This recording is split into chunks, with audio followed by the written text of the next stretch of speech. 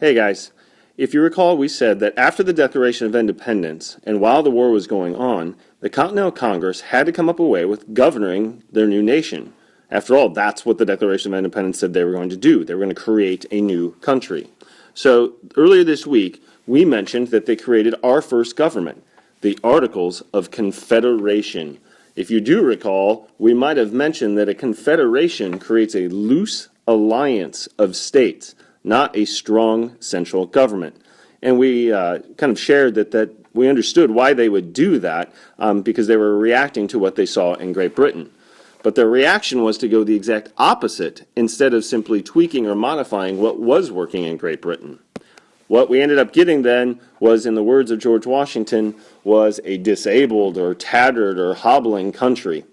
We mentioned that the Articles of Confederation allowed for no strong leader. There was no person to make the day-to-day decisions. We also talked about the fact that they had no way of raising any money for the country.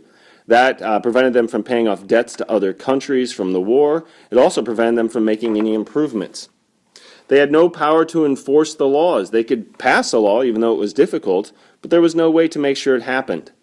Underneath the Articles of Confederation, we simply, as a country, tottered along, as this cartoon points out. One of the biggest obstacles was that it took a very high bar in order to pass any of the laws. You needed at least 9 states out of 13 in order to pass any laws. You needed 13 states to amend the Articles in any way, which was, for all intents and purposes, impossible.